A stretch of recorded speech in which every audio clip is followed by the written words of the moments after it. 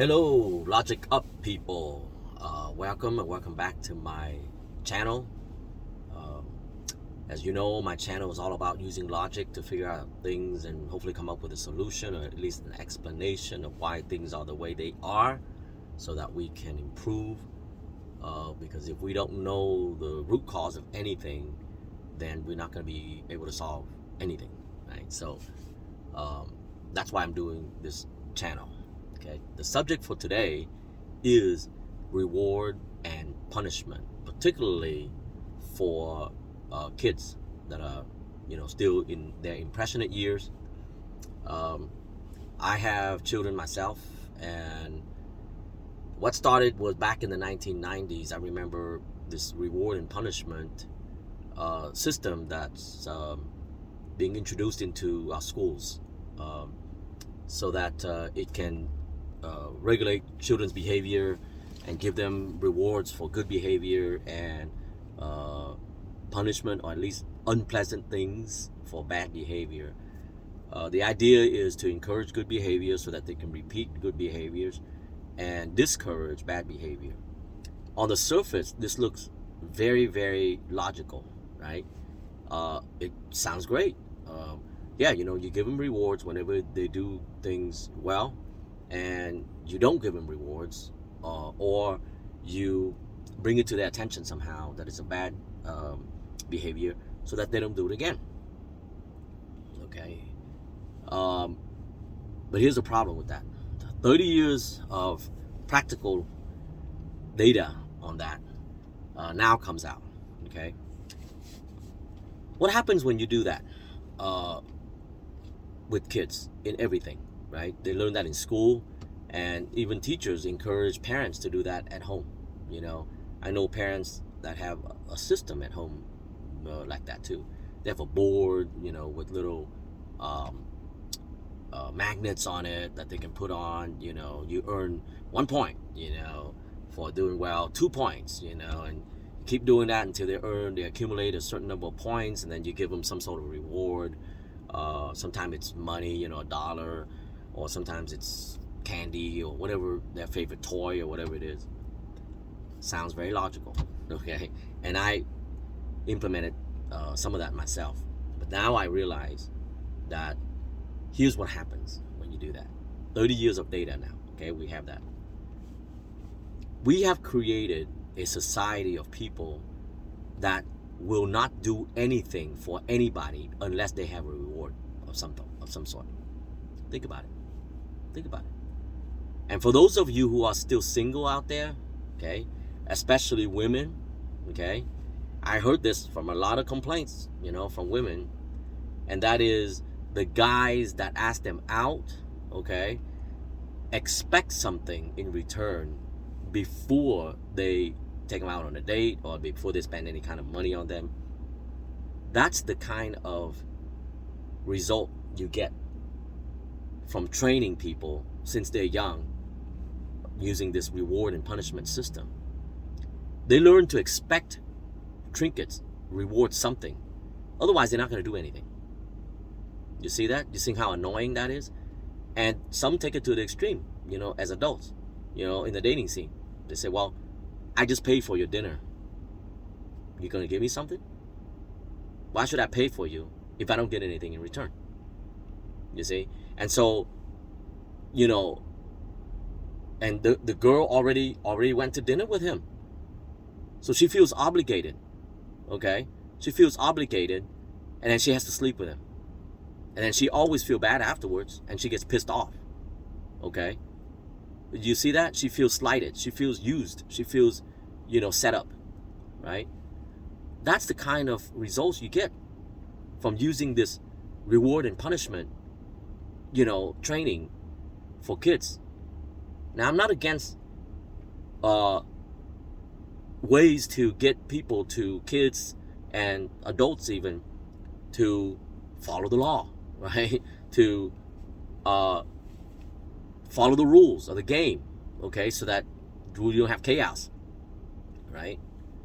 But the reward and punishment in everything for kids obviously result in adults that are very transactional, okay?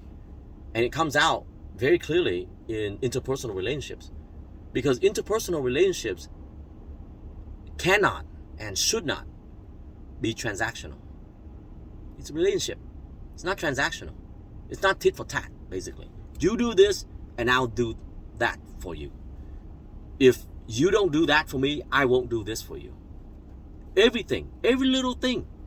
And look at the kind of problems is resulted in that nowadays. Everybody's out for something. Nobody wants to help anybody if they don't get anything in return. You see the kind of shallow society we live in now. Okay? Everybody's an island. Nobody cares about anybody unless they see that there's something for them in return. Let me ask you this. Here's another proof of that. How often do you come across somebody that approaches you for none other reason than just to talk to you? You ever notice that? 9 out of 10 times, or even 10 times out of 10 times, if somebody approaches you, say at a mall, in a store, or whatever, or outside, walking around, 9 out of 10 times because they want to sell you something. They want to ask you for something. It's never about, hey man, pretty cool day, let's just hang out. All right, maybe I can learn something, just by talking to you, right? You see the transactional nature, and I know women get tired of this. Okay, you go to a nightclub or bar or a social event, and guys come up to you and talk to you because they only want one thing, and as soon as they find out they can't, they just walk away. They don't give a damn about you. They completely forget about you. Is that annoying? It's freaking annoying, isn't it? I'm a man and I'm annoyed by that. Okay? Because we created society where everybody's short-sighted. They only do something because they want something in return right then and there. Okay? Well, some things need a lot of incubation period. For example, interpersonal relationship, right? Say you meet somebody. He may not be your cup of tea at all, but you don't turn him down. You don't dismiss him. Let's put it that way. You don't have to go out with him, okay? But you don't dismiss him right away like he doesn't even exist in your life. He can be a friend or an acquaintance even, okay? Why? Because his friend might be a hot guy that you like. How do you know that if you don't interact with him? If you don't give him a time of day? How do you know? What if his cousin is a hot dude that you want to get with? You see what I'm saying? So if you dismiss the dude right away, right then and there, because he's ugly, he's not your type, it's not your cup of tea, he's too fat, too short, whatever it is, okay? You cut that off. You cut that possibility off already. And guess what? The more people you know, the more likely you will meet somebody that's part of their circle, or friends or cousins or relatives. But people don't think about that nowadays, do you? You don't think about that. You're like, oh, he's not my type. Get out of here, asshole. Jerk. You're not in my league. You see that? You see the way our society had created, because it started in the 90s, folks. All right? This kind of mindset training started in the 90s. Okay? So then kids that were put through that are now adults. And that's how they behave. Okay? Terrible. But guess what? It's still going on. My kids are still in school. I have a child that's in elementary school. And they do that. Except this year, I love it. His new teacher said, no, I'm not going to use that reward and punishment thing. Okay? You do the right thing because you feel like it's the right thing. It's not because an external force of some sort. I give an example, which I mentioned before in my other videos. The speed limit. Why do people follow the speed limit? Is it because it makes sense? Right? No. 99.99% of the people that follow the speed limit, if they do, some don't even follow the speed limit. Probably most don't. The reason why they follow, when they do follow, is because they're afraid of the cops. Right? They're afraid to get tickets. If the cop car is there, oh man, we better slow down. They don't give a damn why the speed limit is the way it is. You see? So did they do it because they really feel that it's important to follow the speed limit? No. They don't give a damn. You see how bad that is? It's very bad. It's insincere. And if you carry that into your interpersonal relationship, no wonder people get divorced now. No wonder they fight. No wonder it doesn't work. Okay? Dude buys a girl a flower or a jewelry, a necklace. Not because he cares about her. It's because he wants sex. He wants something in return. He wants her to put out. Right? And then he wonders why the girl is pissed off at him. You know. Right? And vice versa. Right? And the only reason why a girl is willing to talk to you because she thinks you're cute or whatever the hell. But if you don't meet her criteria, all of a sudden you're a jerk. You're creepy. But then guess what? That supposed creepy dude has a cousin that's 6 feet tall, dark and handsome, muscular. And oh, by the way, he's a doctor that makes $400,000 a year. Okay? You see that? You see how short-sighted you are? If you think that way, if you dismiss somebody just because he doesn't fit. Okay? And who knows? Your friend might fit him instead. It's called networking, right? What is a problem with just networking? You go out socially, you talk to people, doesn't matter who you talk to, right? And they know once they talk to you and you could feel that, hey, she's not my cup of tea, he's not my cup of tea, doesn't mean that you dismiss him.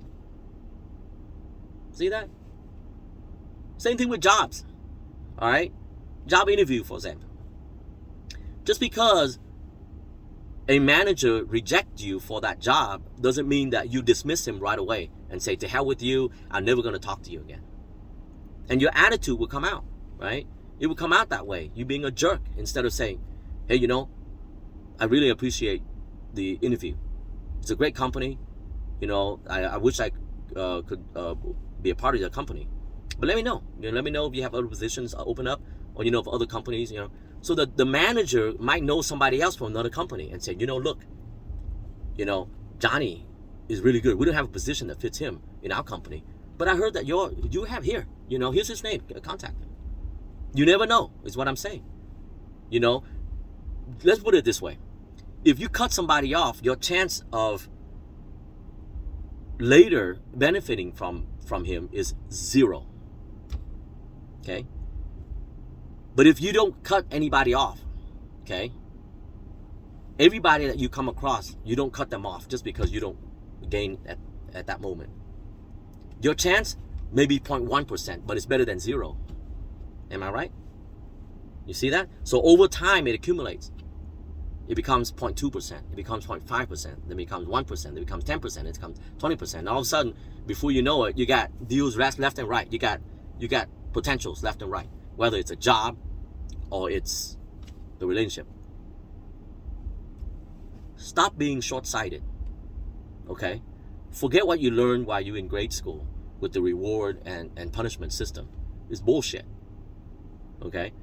You do things right because it's the right thing to do. It comes from within, okay? It comes from in here. The reason why you study is because you want to learn. You want to have a good grade, okay? It's not because, well, I'm afraid that I'll be punished. The reason why you follow the speed limit is because in a residential area especially, is because you don't want to run over kids because kids are cute. They're the next generation. You don't want to inadvertently do that, you know, and you know, hurt people and change their lives for the worse and things like that. That's why you should do it. Not because, well, there's a cop over there. He's going to give me a ticket for it. Who gives a shit if a cop's over there? I don't care if he never shows up. Okay? That's the attitude you should have. You know? Because guess what? Enforcement is the last resort. But now that's all our society thinks about. And here's where it's even more dangerous, okay? It's still dangerous. You go dwell deep, the same attitude results in this. And here it is, okay? People don't really want to know the root cause of anything, right? And they wonder why their life turned out very bad, and they don't know why. They want quick fixes, right? They don't want to think back. Why? Well, there are a lot of things in life that takes a long time to build up over time. But you know, things that build up over time before it blows up usually cannot be fixed very quickly. Okay? In fact, it's probably impossible to fix. I'll give you an example. Your health. Okay? If you've always stuffed your face with fattening foods for 10, 20 years and you weigh 500 pounds,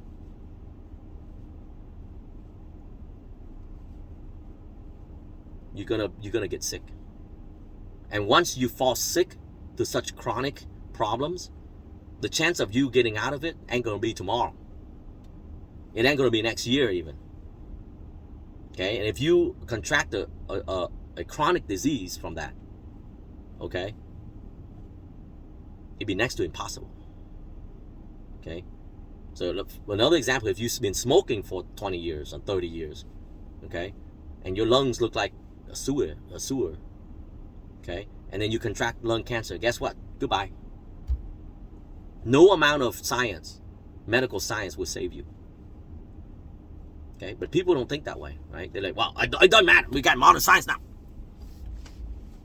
You know, I go to a hospital, clear right up. Doesn't happen like that. Okay, a lot of things in life don't happen like that. Okay, and you do the right thing because there's a reason behind why you should do the right thing, and the reason is not because of punishment. Okay, it's not because, oh, some cop would give me a ticket. Right? That's not okay. So no, the reward and punishment system they use to train kids in schools is wrong. Okay, it's wrong.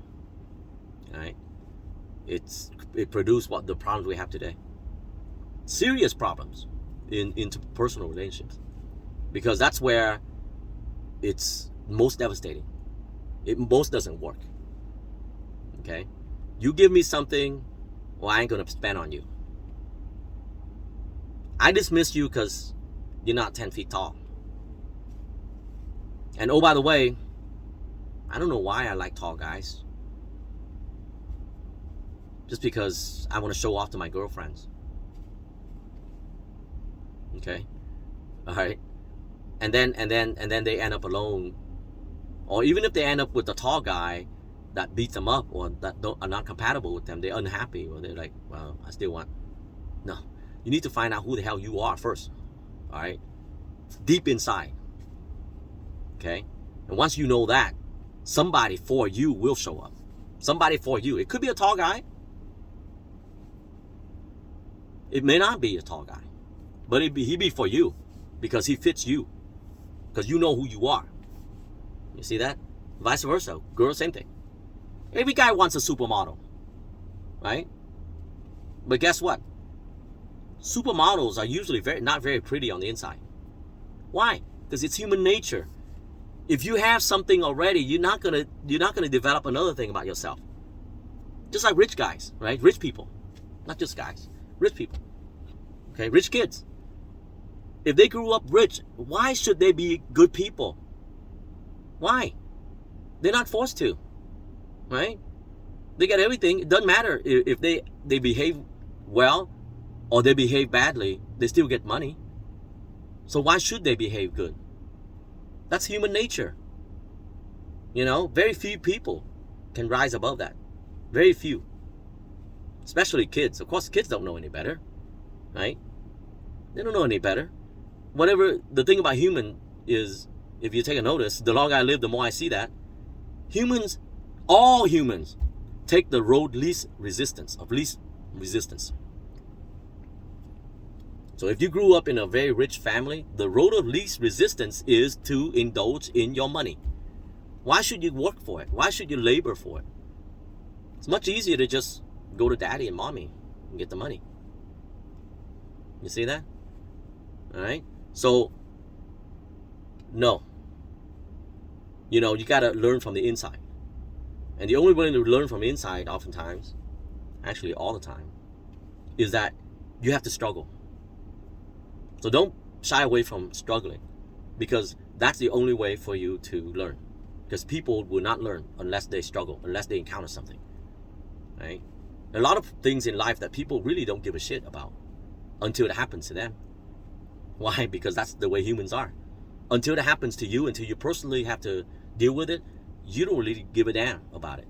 Well, first of all, that makes sense, because there's a lot of things in life that doesn't affect you, and you be wasting your time being concerned about it.